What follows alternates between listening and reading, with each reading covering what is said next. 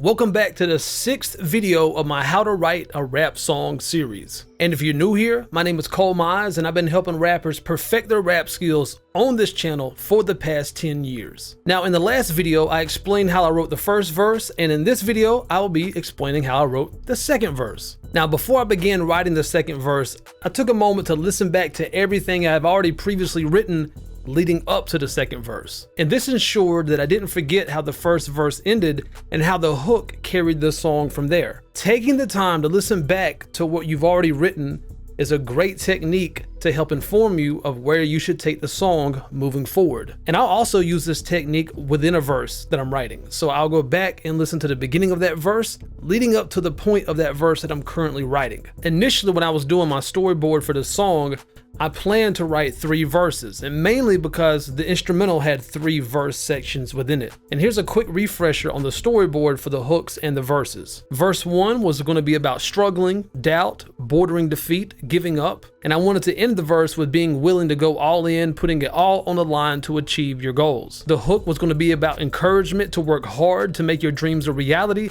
and verse 2 was going to be more of an energetic tone, making sacrifices, less socializing, hanging out, wasting time, getting up earlier, cutting out distractions. And verse 3 was going to be about getting after it, overcome adversities, problem solving, being resilient, focusing on solutions, not problems. But after listening back to everything, I decided not to write a verse 3 and just combine the ideas that I have for verse 3 and verse 2 together into the second verse. And I decided to do this because I felt that I can convey everything that I really needed to say in verse 2. And there's 2 major takeaways here. The first takeaway is you don't always have to follow the song structure of the instrumental. If you set up your songwriting project correctly, as I went over in video 1, then you can easily chop up the instrumental and rearrange it however you want to. In this case, I deleted verse 2 of the instrumental and used verse 3 because verse 3 began with a unique arrangement that isn't repeated anywhere else in the instrumental that I felt like I could do something melodic over, which would add an extra layer of dynamics and catchiness to the track. And the second takeaway is when you're writing a song, it's wise to plan using the brainstorm and storyboarding technique that I demonstrated in video 2, but it's also wise to hold on to your plans loosely so you can pivot when you continue to get creative ideas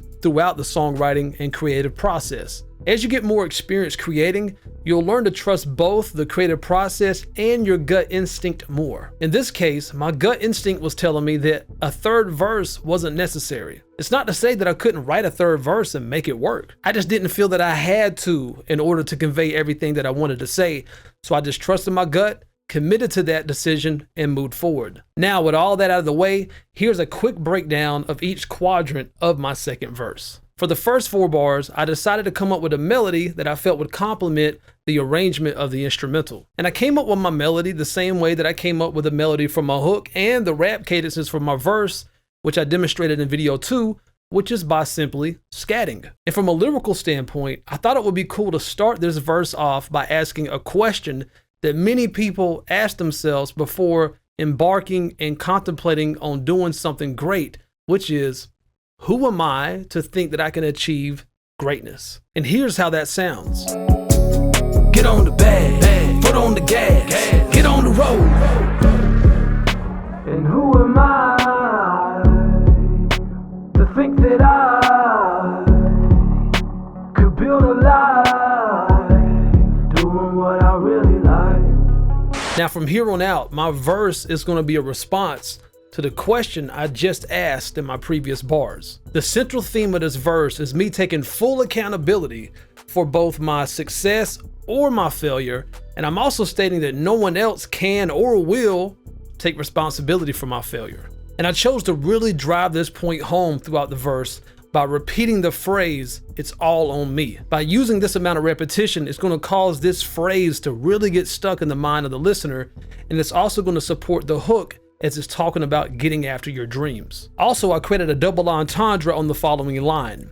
If it don't pop off like old school T-tops. See, T-tops became popular in the 70s due to car manufacturers being fearful of convertibles becoming illegal due to safety concerns. So pop off is a slang term for something growing in popularity, and it's being used in a simile because the roof of T-tops actually pop off. Also, using this car reference fits the theme that I've already created for the hook and verse 1 with driving. And to stay on the theme of old school fads, I also referenced Reebok pumps, which were also popular back in the day. And after this, I created a juxtaposition which creates contrasting elements next to each other, such as up, down, dark, light, hot, cold, etc. So on my previous bars, I'm talking about things popping off and pumping up, and in the following bars, I'm going to be talking about things falling off. When I said, if I fell off like Mardi Gras tops, no one's going to take the blame for me. I'm once again using tops, but this time in reference to a female garment known to be consensually removed in exchange for Mardi Gras beads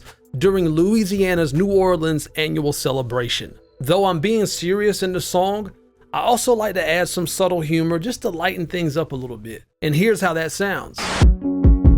It's all on me, all on me. It ain't on her and it ain't on he. If it don't pop off like old school T-tops and pump the Reeboks, that's all on me, all on me, all on me. This right here, I guarantee. If I fell off like Mardi Gras tops, no one's gonna take the blame for me.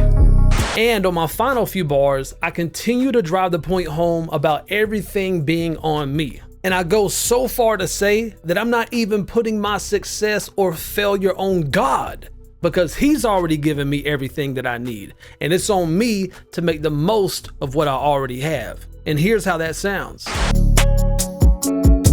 It's all on me, all on me. Even when I pray to G-O-D, he gave me the lungs to breathe the breath I breathe. He done gave me everything I need. That's all on me. Adversity, I gotta keep on pressing through. But when I succeed, don't forget that's all on me and not on you. And let's talk about how I ended the verse. In my opinion, the beginning and the ending of the verse are the most crucial parts of your verse. At the beginning of my verses, I try to give the listener some type of incentive to keep listening to the rest of the verse. And when I'm ending my verses, I try my best to hit them with one last impactful statement that's going to leave them thinking after the verse has finished. To end this verse, I decided to flip my repetitious phrase, "It's all on me," by saying, "But when I succeed, don't forget, that's all on me and not on you." And this was a callback to earlier in my verse when I said, if I fell off like Mardi Gras tops, no one's gonna take the blame for me. So I'm stating that people wouldn't dare take credit for my failure.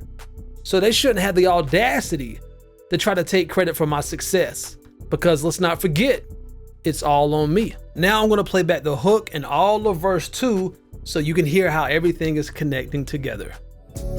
Get on the bag, foot on the gas, get on the road. And who am I to think that I could build a life doing what I really like? It's all on me, all on me. It ain't on her and it ain't on he. If it don't pop off like old school T-tops and pump the Reeboks, that's all on me, all on me, all on me. This right here, I guarantee. If I fell off like Mardi Gras tops, no one's gonna take the blame for me. It's all on me, all on me. Even when I pray to G-O-D, he gave me the lungs to breathe the breath I breathe. He done gave me everything I need. That's all on me. Adversity, I gotta keep on pressing through. But when I succeed, don't forget that's all on me and not on you. Vision, passion, wake up, make it happen. Get it, stack it, flip it, get it cracking. Get off the post, get crazy though. Get on the bag, foot on the gas, get on the road, roll. Now in the next and final video of this series, I'm going to be discussing the last step to writing a song, and that's finishing it. I'm going to share my thought process that goes into finalizing a song with a few things that you should consider before calling it done. And if you're new here, before you leave, make sure that you get my free Rap Essentials bundle, which includes the following: the #1 fundamental to rapping ebook, bar sheets to help you improve the structuring of your lyrics, 6 practice instrumentals, which includes dedicated video tutorials, the CMS catalog, which has my favorite studio gear recommendations, plus I'll be sharing via email the most essential video tutorials I've made that I recommend every aspiring rapper to watch. These lessons are going to teach you all the core techniques that you need to be a better rapper now. And all of this is 100% free when you join my mailing list via the link in the video description below. Again, my name is ColeMize with ColeMizeStudios.com, and always remember, when it comes to rapping, there's no rules, there's only techniques. Peace. Hey man, you see that subscribe button right there? Kill it, kill it, kill it, kill it, kill it, kill it, kill it. Oh, and don't forget the bell icon. Kill it, kill it, kill it, kill it, kill it, kill it, kill it. Hey, I know you see that like button, right? Kill it. in the mirror and tell yourself, today I'm gonna